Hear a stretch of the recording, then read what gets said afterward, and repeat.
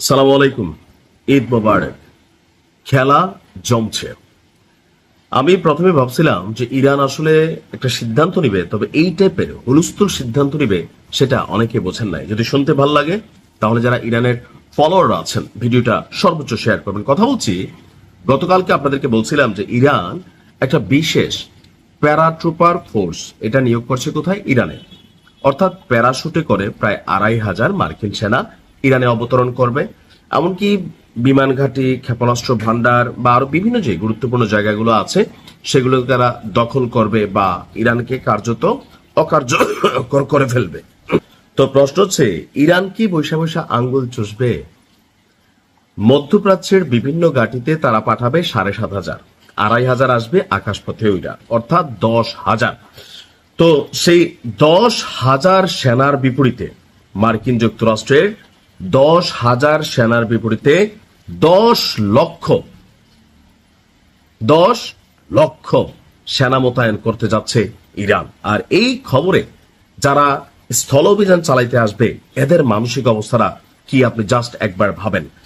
যুক্তরাষ্ট্রের সম্ভাব্য স্থলপথের আক্রমণকে প্রতিহত করতে 10 লাখ যোদ্ধা মোতায়েনের ঘোষণা দিয়েছে ইরান। মানে শব্দ শুনেই একটা কাঁপুনি চলে আসছে।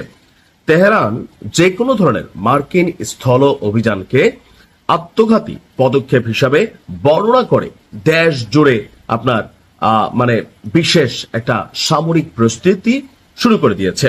বিশেষ করে তো মার্কিন যুক্তরাষ্ট্র আসলে কোথায় নামতে পারে এটা একটা বিষয় সকলের কাছে মনে হয় না। খার্গ দ্বীপ, আপনি দেখবেন যে একটা ট্রলিং ভিডিও বানানো হয়েছে খার্গ দ্বীপকে নিয়ে। অর্থাৎ মার্কিনীরা তেহরানে নামবে না, ওরা যদি নামে সেটা নামবে খার্গ দ্বীপ। যে খার্গ দ্বীপ কৌশলগত, সামরিক, বেসামরিক, অর্থনীতিগত অর্থাৎ ইরানের মেরুদণ্ড হিসাবে যদি কয়েকটা জায়গাকে চিহ্নিত করা হয় এর মধ্যে নাম্বার 2 তেহরানের পর সবচেয়ে গুরুত্বপূর্ণ জায়গা হচ্ছে খার্গ দ্বীপ।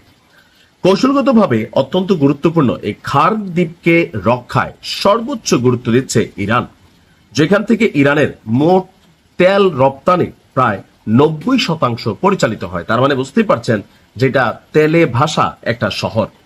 ইরানের বার্তা সংস্থা তাসনিম নিউজ তাদের যে প্রতিবেদনটি, তাদের সামরিক সূত্র বলছে যে আপনার খার্গ দ্বীপের দক্ষিণাঞ্চল দিয়ে অর্থাৎ দক্ষিণ ফ্রন্ট দিয়ে মার্কিনীরা যদি কোনো ধরনের স্থল অভিযান বা স্থলযুদ্ধে জড়ানোর চেষ্টা করে সেটা হবে একটা ঐতিহাসিক বোকামি, এবং ইরানি ভূখণ্ডে আমেরিকান বাহিনীর জন্য একটা ঐতিহাসিক নরক তৈরি করতে দেশটির পদাতিক বাহিনী সম্পূর্ণ প্রস্তুতি কমপ্লিট করে ফেলেছে।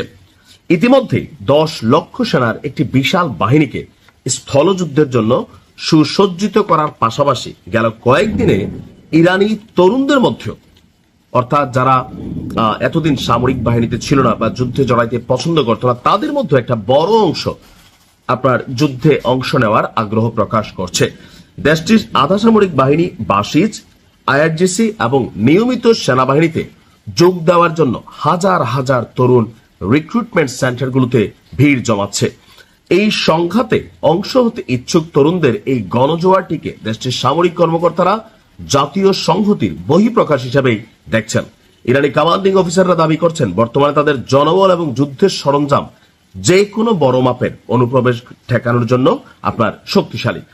অর্থাৎ আপনার ইরান ছুটবে না 10 লক্ষ সেনা নিয়ে, শুধুমাত্র স্থলবাহিনীকে মোকাবেলা করার জন্য প্রস্তুতি নিচ্ছে। তো ইরান জানতো এমন একটা কিছু ঘটবে। দেখা যাক কি হয়, আমেরিকা সেনা পাঠায় কিনা। আসো, খেলা হবে।